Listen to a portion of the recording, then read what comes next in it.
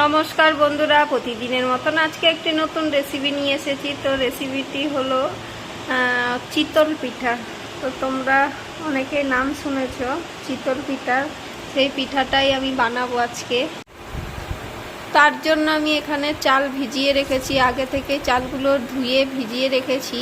এখন এটাকে আমি পেস্ট করে নেব মিক্সচারে।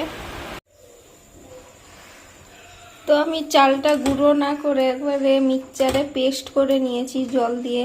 তো দেখো, এটাকে আমি এখন গুলে নেব। আগে থেকে কোরানো নারকেল গুঁড়ো দিয়ে দিচ্ছি, স্বাদ মতো নুন দিয়ে দিচ্ছি, দিয়ে এটাকে ভালো করে মেখে নেব। ভালো করে এটাকে আমি মাখিয়ে নিয়েছি,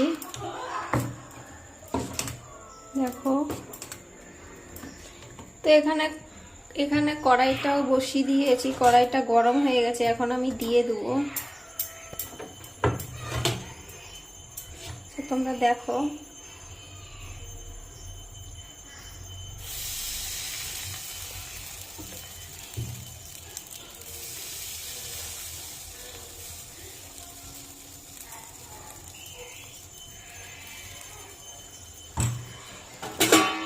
এবার ঢেকে দেবো। ঢাকাটা খুলে দিচ্ছি।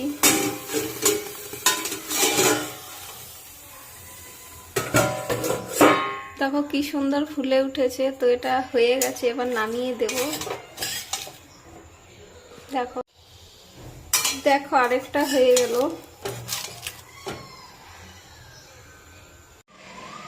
তো চিতল পিঠা হয়ে গেছে। তো তোমরা এভাবেই ঘরে করবে, খুব ভালো হবে।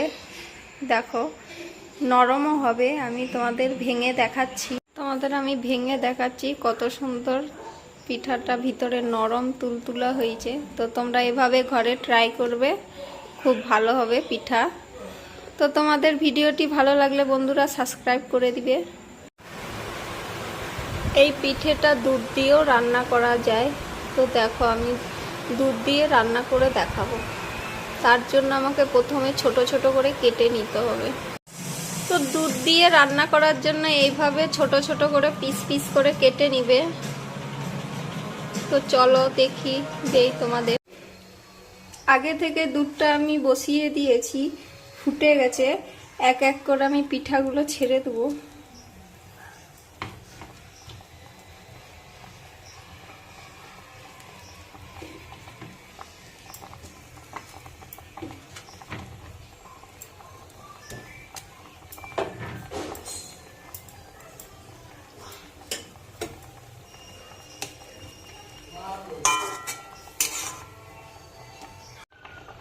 হালকা একটু নুন দিয়ে দিচ্ছি,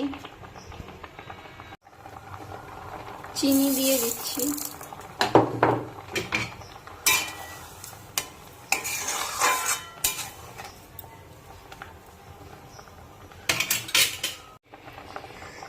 একটা এলাচ দিয়ে দিচ্ছি, দুটো তেজপাতা দিয়ে দিচ্ছি।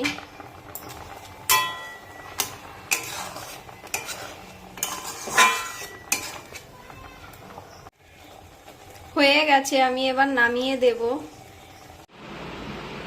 দেখো বন্ধুরা, বলেছিলাম না দুধ দিয়েও করা যায়। দেখো হয়ে গেছে, এইভাবেও তোমরা করবে। তো দুটোর মধ্যে যেটাই ভালো লাগবে তোমরা কমেন্ট করে বলবে।